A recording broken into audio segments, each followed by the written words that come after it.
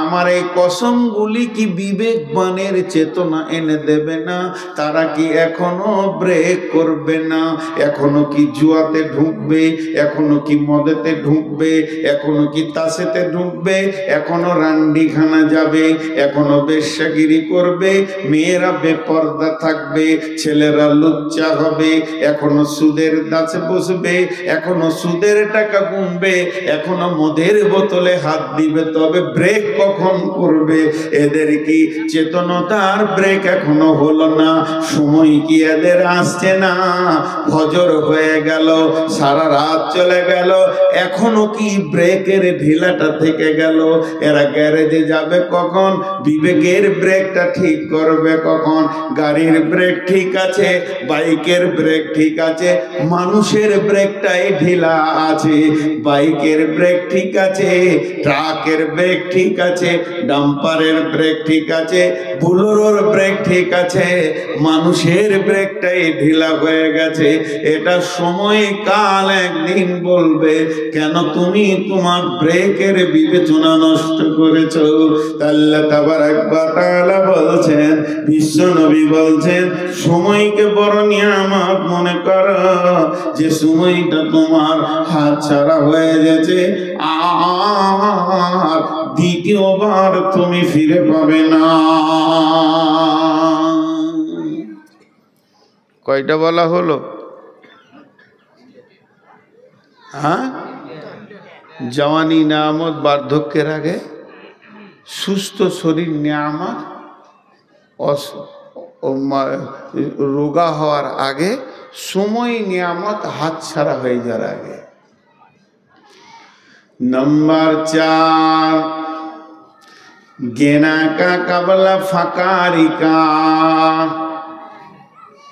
गेना का कबला फकारी का। বিশ্বনবী বলছেন, সম্পদ একটা নিয়ামত, যেদিন তুমি ফকির হয়ে যাবে সেদিন তুমি বুঝবে মালের কি দাম আছে। 4 জন উঠলো, এরা 1 টাকাও দিবে না। বক্তা যখন মালের কথা বলেছে তো নিশ্চয়ই কালেকশন হবে, পাগলরা বসে থাকবে, বুদ্ধিমানরা ঘর যাবে। ঠিক বলেছি না? জি, একটু দেখেন, তফসিরটা শোনেন। বিশ্বনবী বলছেন তুমি ফকির হবি। পৃথিবীর সমস্ত মানুষ একদিন ফকির হয়। ভালো করে তফসির খুলে দেখলেন কেমন করে ফকির হয়। 50 কোটি টাকার মালিক আজকে আল্লাহ কালকে রাস্তার ভিখারি বানাতে পারবে কি পারবে না? জি, দেখেন বাংলাদেশের মন্ত্রী কি হয়ে গেল, আল্লাহর কারিশমা। সাদ্দামকে ফাঁসিতে ঝুলিয়ে দিল বেঈমানেরা, প্রধানমন্ত্রী। সারা পৃথিবীতে বড় বড় কোম্পানিকে আল্লাহ রাস্তায় বসিয়ে দিয়েছে, দিয়েছে কি দেয়নি? এটা একটা ফকির। 2 নম্বর ফকির, থাকতে গরু বইনা হাল, তার দুঃখ সর্বকাল। বিশ্ব নবীর জীব থেকে বের হয়েছে তুমি ফকির হবে, তার মানে ফকির হতেই হবে, বিকল্প কোনো রাস্তা নাই। বহুজন আছে 200-400 কোটি টাকার মালিক, ছেলেরা ব্যবসা বাণিজ্য চালাচ্ছে, আব্বার আর হুঁশ কম, 98 বয়স। বৌমাকে জিজ্ঞাসা করছে, পারবিন গে? কি আব্বা? নাস্তা করলাম, ওটাই মনে নেই। 2খানা রুটি খেয়ে নিয়েছে, নাস্তা। হ্যাঁ জি আব্বা, রুটি খেলে যা। ও দেখছিস গে, ভুলে। এবার বলেন ওকে দিয়ে ব্যবসা চলবে না কোম্পানি চলবে? ছেলেরা বুঝে নিয়েছে বাপের দ্বারা ব্যবসা কোম্পানি চলবে না।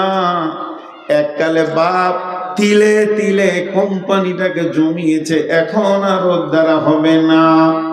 ছেলেরা ব্যবসা বাণিজ্যে নেমে গেল, এখন এখানে জালসা শুরু হয়ে গেছে। এটা কোন জায়গা? লক্ষ্মীপুর। কৃষ্ণপুর। এখন কৃষ্ণপুরে জালসা শুরু হয়ে গেছে, আর জালসায় মৌলানা সবুর সাহেব উঠে বলছেন, মান বানা লিল্লাহি মসজিদান বানাল্লাহু লাহু বাইতান ফিল জান্নাহ। পৃথিবীতে যে মসজিদ বানাবে আল্লাহ তার জান্নাতে অট্টালিকা বানাবে। বোরার কাছে আর কিছু নাই, একটা লাঠি, একটা লুটা, গেঞ্জি আর লুঙ্গি। গেঞ্জিতে টাকা থাকে নেই, ফকির হয়ে গেছে। মনে মনে ভাবছে দুটা তো বেটা, ওদেরকে 300-400 কোটি টাকা দিলাম, আসুক বড় বেটার কাছে লিব কিছু। বড় বেটা ঘর ঢুকছে 11:30টায়, গোসল টোসল করে খাবে। জমিরুল নাকি রে? হ্যাঁ ভাই জমির, কিছু বলছিল নাকি? হ্যাঁ 20,000 টাকা, 20,000 টাকা। দেখো মনে হচ্ছে ফকির, আর দাপট নাই। টাকা কি করবে বাবা? এই মসজিদে 2 তলা হবে, টাকাটা দিতাম। নিজের কবরকে বানানোর জন্য, আখেরাত বানানোর জন্য চিন্তা করছে। ছেলে বলছে ছাড়ো তো ওদের কথা, বলে মৌলবীর ওরকম বকা, ছাড়ো তো। ঘরে চলে গেল। ভাবছি তাহলে ছোট বেটাকে বলবো। ছোটটা ঢুকছে, জি ছোটটা ঢুকছে আর মোটর সাইকেল নেই। তো কি বলছে, সাতবির নাকি রে? তো ও বলছে কি হলো? ওর হুঙ্কারে ও তখন বিনা পানিতে শুকনা ঢোক গেলে দিল। বলছি বাড়ি এলি নাকি, ওটা জিজ্ঞেস করছি। চলে গেল। বিশ্বনবী বলছেন তুই বস, তোর বাপকে বসা, গোষ্ঠী বসা, আর যতগুলো অঙ্কের মাস্টার আছে নিয়ে বস দে, তুই হিসাব করে তোর জীবনটা দেখ। এখন তুই ভিখিরি হয়ে গেছিস, ফকির হয়ে গেছিস, তোর জীবনে আর কোনো মূল্য নাই। তো বিশ্বনবী বলছেন গেনা কা কাবলা ফাকারিকা, মাল আছে, মালের একটা হ্যান্ডেল আছে। যতদিন হ্যান্ডেল তোমার হাতে, মসজিদে দাও, মাদ্রাসায় দাও, নিজের অ্যাকাউন্টে জমা করে নাও। যেদিন হ্যান্ডেল হাতছাড়া হয়ে যাবে, হে আমার উম্মত, সেদিন 1000 মাথা ঠুকলেও তোমার ছেলে তোমার নামে দান করবে না। ওরা যে দান করছে না, এর জন্য দূষিত ওরা নয়। ন্যাংড়ার আঁটিতে ন্যাংড়া হবে, ফজিলের আঁটিতে ফজিলি হবে, আবার গুঠির আঁটিতে গুঠি হবে। তুমি গুঠির আঁটি বসিয়ে দিয়ে ন্যাংড়ার অপেক্ষা করতে যেও না, কিয়ামত পর্যন্ত হবে না। তুমি নিজে ছিলে হাড় কিপটে বখিল মাল, তুমি দান করনি, তোমার ছেলেও দান করবে না। তুমি তোমার বাপের নামে 10 টাকাও কাউকে দেয়নি, তোমার ছেলে তোমার নামেও দেবে না। বড় বড় ইসলামী চিন্তাবিদরা বলছে ছেলেদের হাতে টাকা দিয়ে দান করো।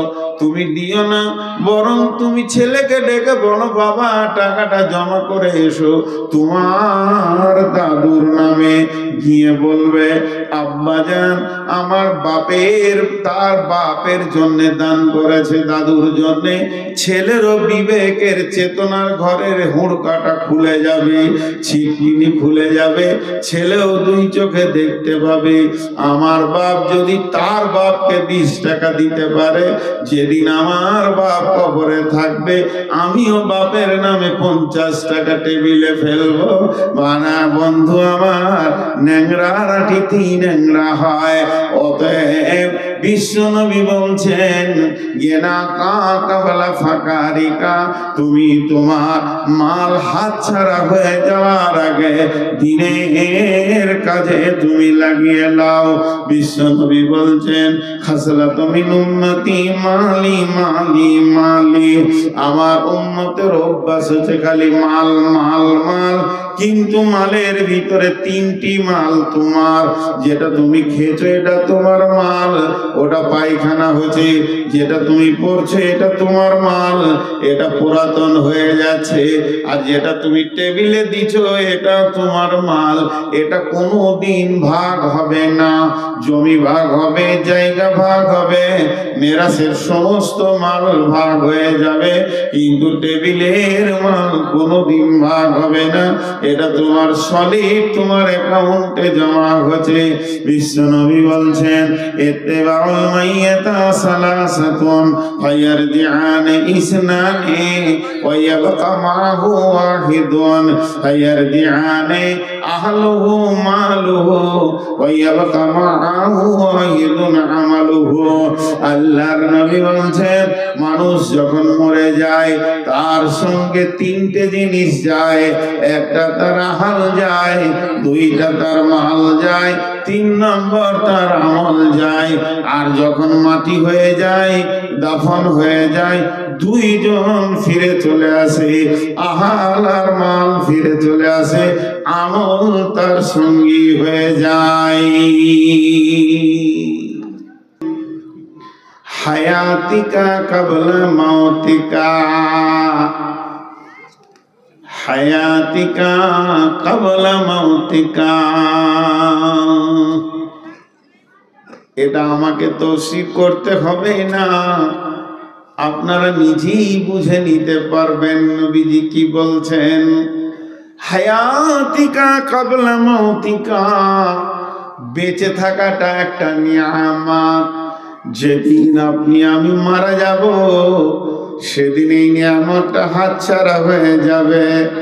একটা নেকি আগে বাড়ানো যাবে না, একটা গুনাহকেও কমানো যাবে না, স্টপ হয়ে যাবে। এরই ওপরে আল্লাহর আদালতে বিচার চলবে।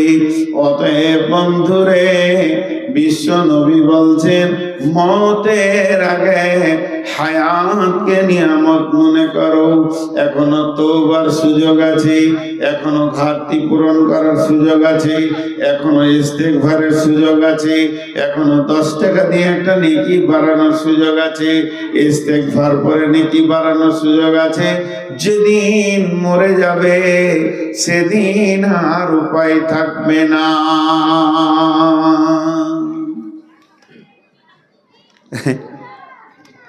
একটা বিরেলিদের ঘটনা শোনাই। এই যে মাজার পূজারীরা আছে না, তো এখন তো ইউটিউবে অনেক জালসা আসছে। যত আইলা হাদিসরাও দিচ্ছে সহি ফতোয়া, তত বিদাতিরাও উঠে পেড়ে লেগেছে।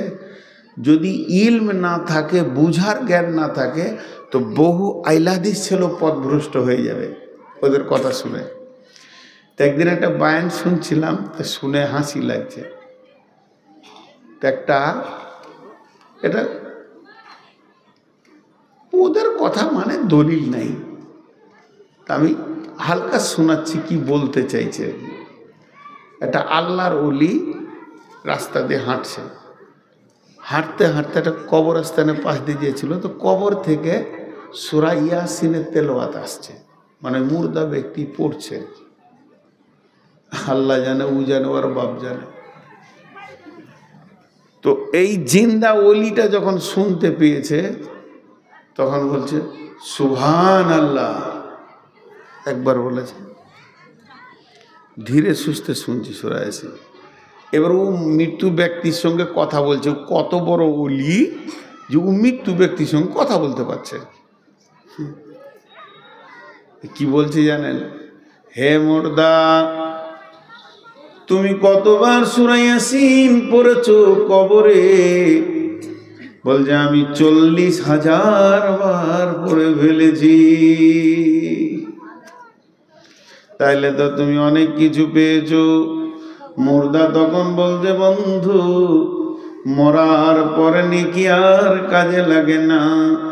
আমার 40,000 বার তেলাওয়াতের নেকিটা তুমি লাও, মানে 0।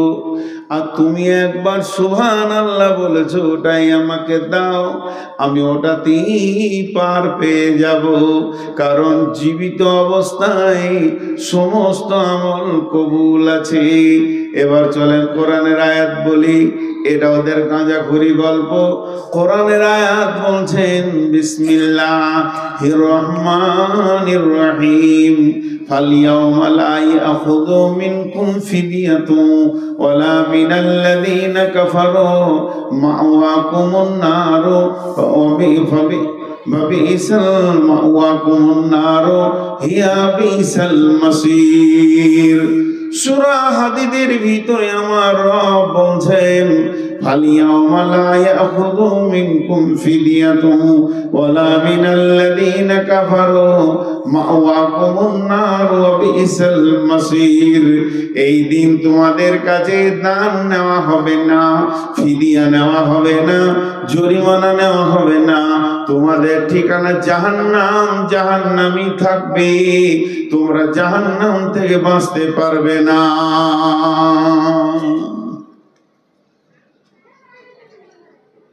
জাহান্নাম তো জাহান্নামই থাকবে, জাহান্নাম থেকে বাঁচতে পারবে না। জি, একজন বিরাট বড় শিক্ষিত মানুষ আমার চোখের সামনে বলেছিল, আমার মাদ্রাসায় প্রধান শিক্ষক একটা ছেলেকে 2 ছড়ি মেরেছে, তো ওর ভাই চলে এসছে,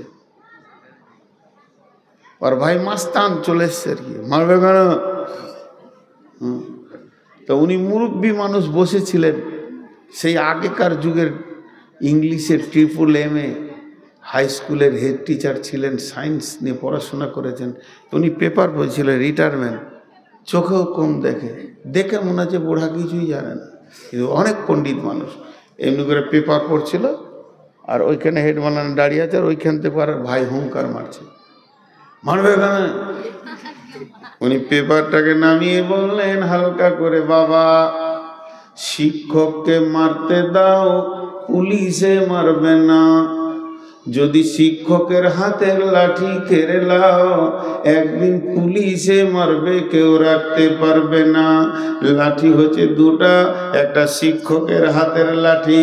আপনার ছেলেকে শিক্ষককে মারতে দেন, পুলিশ মারবে না, বানিয়ে দেবে, মজবুত করে দেবে। আর যদি লাঠি কেড়ে নাও, বাঁদর হবে, প্রতিদিন থানা থেকে তোমাকে আনতে হবে।